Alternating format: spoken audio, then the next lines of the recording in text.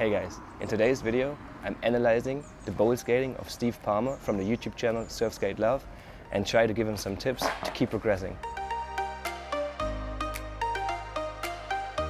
Hey there and welcome back to the channel.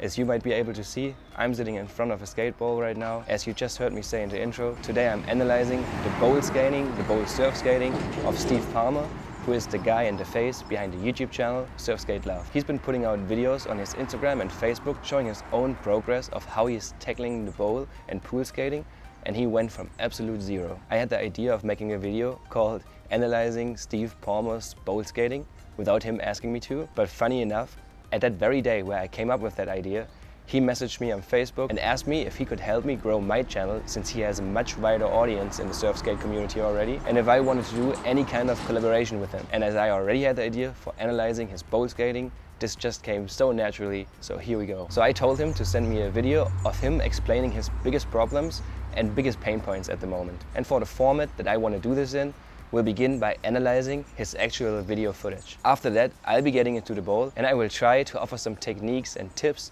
of how he might improve his bowl skating in the future. But to analyze this video, I need to get into the office and behind my iPad. So let's go.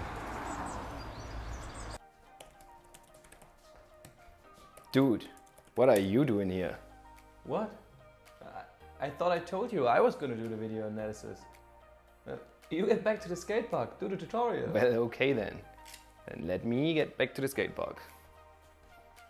That dude, skater me, out of focus all day. In front of the iPad now, I have an app open that's called Coach's Eye, and it's available on the App Store. Just for reference, if you want to use that, I have a link in the description below. I have now spent roughly 30 minutes watching at the clips that Steve sent me. And by far his biggest issue and biggest pain point is going frontside in the bowl. And because of that, I have just decided to cut this up into a 3-part video series of me analyzing and giving tips to Steve and his bowl riding. You already know that thanks to the title, but Skate Me in the skate park doesn't know that yet. So if he says anything that doesn't make sense for this video being only about frontside skating, then please be easy on him. In the video that Steve sent me, he said that he is pretty frustrated with how his frontside bowl riding is going, especially compared to his ability to go backside. So let's put the iPad on full screen and let me show you first what his frontside skating looks like. Now looking at this, I can easily see why he's frustrated. There's a lot of good things in here already, but also a few things that definitely need fixing. Okay, so now here we have another clip of a big quarter pipe where he's doing a frontside turn. Let's just look at that clip in full speed and then also in slow-mo.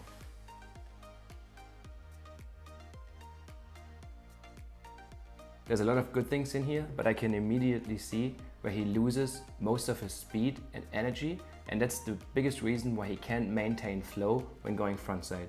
So let me point those out right here in the video. So his biggest problem is definitely the timing of his extension into the pipe.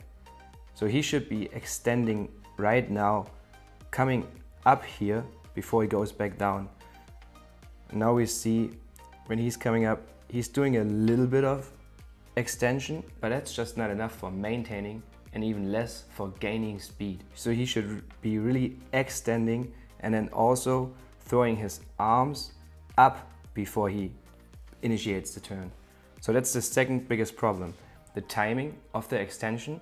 And then what I really want to show you guys, even before he's initiating the turn, and he's probably doing that because he wants the turn to be easier and not be stuck up there and not turn at all, but he's already twisting his shoulders quite a bit. Now what that does is it's sending all of his energy sideways already instead of sending it upwards, which would give him a little bit more speed. So he should be extending and then throwing his arms up to gain that speed before twisting and going down. I don't want to say that initiating the turn early is the biggest problem, but it definitely is a problem because it's sending all of his energy sideways instead of up and down, and that's the way we want to move. I have made a video on frontside pumping on a slope and it's linked up here, and you should really give it a look and look at the section where I'm doing it in the slope. This video will explain in a lot of detail of how you can use extension and compression to gain speed in a scenario like that. Once you understood that technique, it really is 90% timing and just getting that timing right. And that will come over time. So to summarize that one more time, when he comes in, he should not already be that much pre-rotating to get that quick rotation and quick turn in.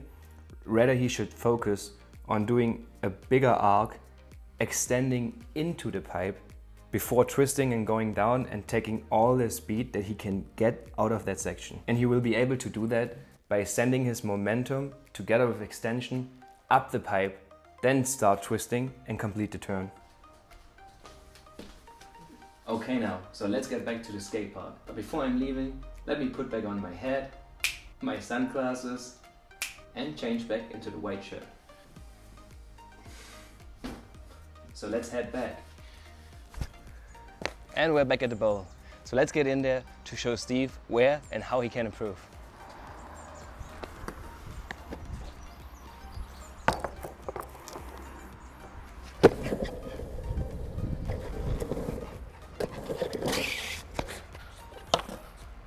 So let's start with the things that I think will Steve help improve. The very first thing that I want to mention is his problems with turning frontside. So the first tip right here for frontside carves, especially when you're just starting out, is do them in the corner of the transition. And we will get to how to actually do this in just a second. So let me set up the camera on the longest transition part that I have and show you what I mean. Okay, to show you exactly what I mean, I've set up the camera differently and I've set up the GoPro in the corner. So let me go down there in the corner and show you from that angle what I want you to do. Okay, since frontside is your one and biggest issue hindering from what you would like to unlock in the bowl, I want you for one full or at least half a session to commit to going frontside. So this right here will be my suggested practice for you. So let me show you what I want you to practice without the skateboard first, right here in the corner, along the side, and then back there in those two corners. So as you're coming in from this side right here, I want you to extend into the corner, which takes you up, gets you speed, compress down, and then go along the side, taking your time, eyeing the next transition that you're about to hit, coming in at like this angle, kind of, and then extend into that transition right here, going down, picking up more speed, and extending into that corner as well again, going down and setting you up for the next round. I know this isn't exactly your bowl and every bowl has different little angles that you can hit it in. I will draw you up a line to show you what line you could take or what I think you should take to implement that practice in your bowl. But let's do it on the skateboard now. So I'm coming in slowly, I extend in here, look either section, extend and extend. Already have speed now.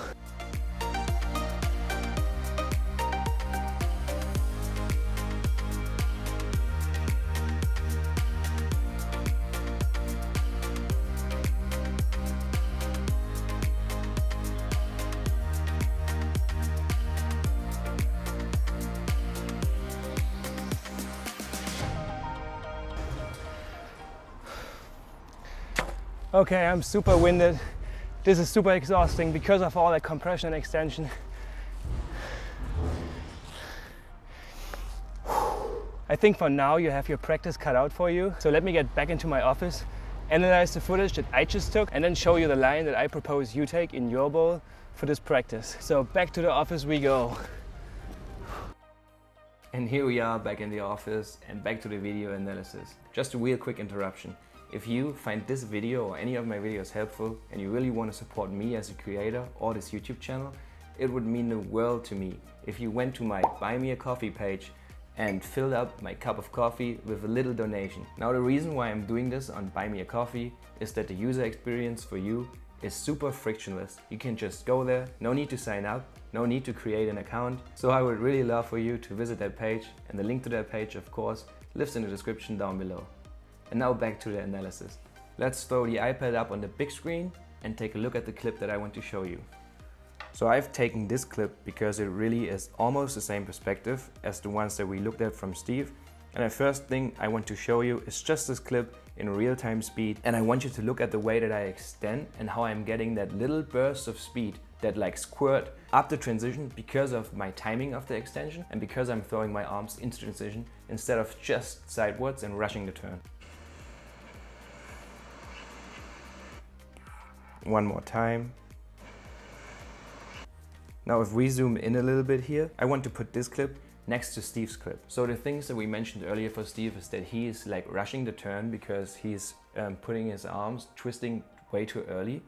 And instead of like throwing his arms up to transition, up the ramp, he's doing the turn already, which really takes away from the amount of energy that he would be getting by going further up the transition. And then the second thing that we said is extension. So with these clips next to each other right here, let's go to the apex of our turns, which is like right here. And you can see, like we analyzed earlier, that Steve's arm is like already rushing the turn. He's already like opening up to his backside. And then this arm is in a very good position. Nothing to say about this arm. And he's also not as extended as he could be, but the bigger problem is the timing of his extension. He just extends a wee bit too early.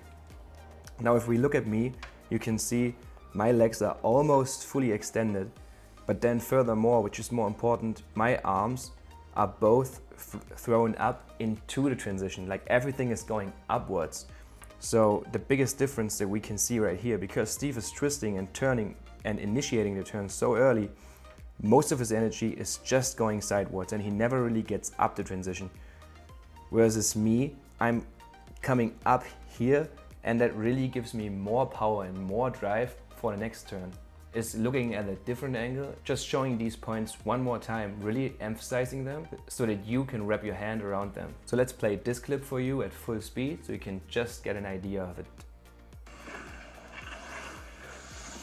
As I'm hitting the transition, you can see I'm throwing my arms up towards and into transition, which takes me up and really gives me the chance to generate as much speed as possible from this turn. And I'm also extending with a good timing. As you can see, my legs are almost fully extended. Doing all of that takes my energy up here before I'm completing the turn.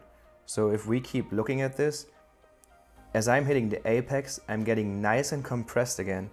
And now, because I'm in this U-turn part of that bowl, you can see I'm already eyeing the next section, which will be right here. And I will be looking, coming down here, and then in that corner extend into here again to get more speed and generate more speed from that corner as well, which then compress again and takes me out to here. So let's play that back. As you can see, my arms are getting ready to throw up again. And here we come. You can see arms are in that nice position again. Everything's pointing forward and upward. My legs are almost fully extended and I'm looking towards the next section that I'm going to hit. Alright, well that concludes the video for today. I hope these points are visible to you, and let me just summarize them one last time, even though if by now you're probably sick of hearing them. The most important part is timing the extension and throwing your arms upwards before you initiate that turn, instead of just thinking about the turn, but losing speed and momentum because you aren't using the pipe, the transition, the wave, or whatever you want to call it, to its full potential. So Steve, or everybody else out there watching, I know this wasn't the fancy frontside carve that you might have expected, but I'm saving that for part 2 of the video.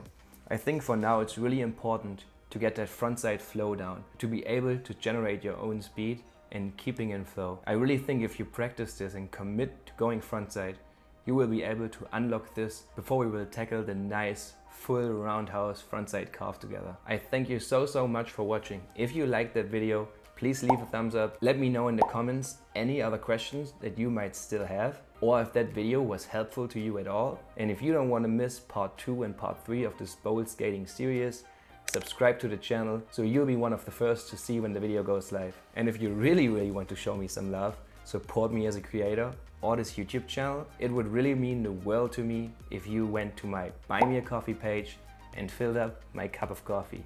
Of course, that link lives in the description down below. But for now, wherever you might be out there in the big wide world, I hope you are having a great day, and I will see you the next time. Goodbye.